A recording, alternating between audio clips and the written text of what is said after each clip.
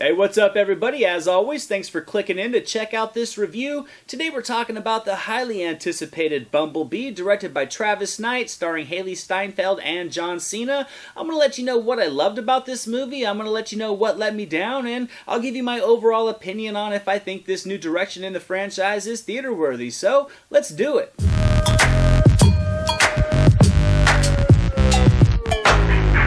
Let's bang out a quick synopsis on this one. It's 1987, and after a war on Cybertron, Bumblebee is just hiding out in a junkyard on Earth. He's found by a teenage girl that's dealing with some family and some social issues. They, of course, naturally form a bond with one another, and you also have a group of military personnel trying to track him down, in addition to some Decepticons that are on the hunt for him as well. Now, the Michael Bay Transformers movies have grossed more than $4.3 billion at the box office worldwide off apparently nobody liking them, so I really have no doubt that this movie is going to be a massive financial success. I think it definitely adds a lot of nostalgia that was missing from the past films. It truly brings things back to the 80s with the Gen 1 conceptual designs to the Transformers, and it layers all of this appeal with a simplified story, solid performances, a great use of music, and the awesome action sequences that we all love from this franchise, whether we want to admit it or not. I think this movie did a great job of taking me back to the 80s. It was a great era. The US dollar was strong, Aquanet pretty much printed their own money, and toys were cool and often made out of metal with tons of small pieces that kids could choke on. I mean, I loved growing up and playing with my Transformers, and I thought this movie was able to conjure many of those fond memories. I think definitely the two strongest aspects to this movie was just the visual appeal overall, from the character designs to the action sequences and the incorporation of the music into the movie. The opening sequence completely blew my mind. It was all I was hoping to see in terms of the visual aesthetic of the movie. It adds the voiceovers, the original look to the Transformers, the sounds, and it was all fantastic. And I really can appreciate the effort that Travis Knight put into his vision and how much it was reliant on the source material that, for those who grew up with all these toys and cartoons like myself, can love. It truly felt like a fan making a movie about something he loved, and it translated to so much energy on screen. The special effects from start to finish were nearly flawless to me. I love the way that they transformed with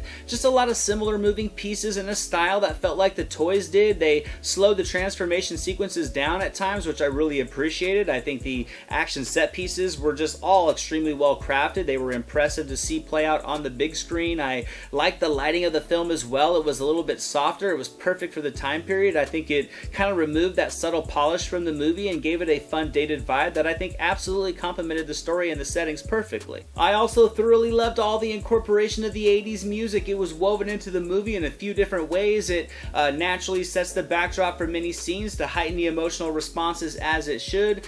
Here and there, certain songs are kind of woven into specific scenes and moments to rouse some nostalgia, as well as many times throughout the movie there are some nicely timed musical cues that add to the humor and the amusement of things, and I think this is the best use of music in a movie since Baby Driver. I thought the voiceover work for Bumblebee and all of the Transformers was fantastic, as was the performance of Haley Steinfeld. She carried the movie. She was charming, she was down to earth, she felt like a real teenager, and I enjoyed the layers of the personality that Steinfeld worked into the role. She just felt like a normal kid with normal reactions and just a hint of naivete to me, and I thought it was more than enough to create a character that I can invest in throughout this movie. John Cena, he was there, he had his moments. Oddly, he was at his best delivering some subtle comedic bits than he was being the intimidating soldier, which was a little bit strange, but to his credit, his dialogue was really either very clever or extremely clunky. But on the downside, despite enjoying this movie, I do have to say it was kind of a letdown to an extent. I thought it was a cute movie, it was an action-packed movie, but it wasn't one that captured my imagination like it was so close to doing, primarily because of the cut-and-paste storyline. At times, this movie thrives with its simplicity, but when all was said and done and the ride of this story is over, it just felt like a ride I had been on way too many times with too many generic layers. It just felt like formulaic writing masked over with a lot of traditional Transformers visual appeal and not much more. And I really tried, and I just couldn't get myself to feel engaged in the storyline at all. The family dynamic is one we've seen 1,000 times. It's a broken family that's missing their father. The oldest daughter is struggling with the loss more than the rest of the members.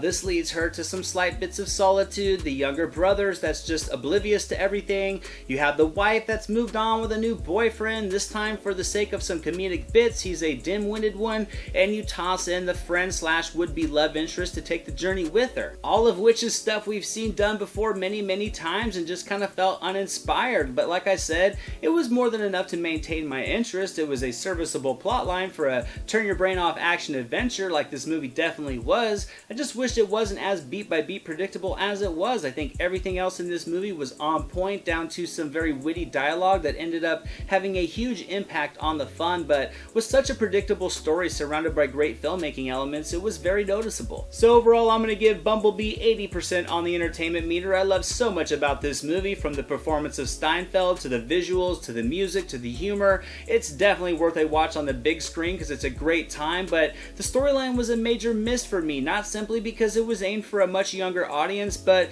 because it just felt overly formulaic as it went through the motions of the kid and their dog trope. I think this movie could have gone in so many different directions to tell itself, and it's for some reason decided to choose the path most often traveled to do so.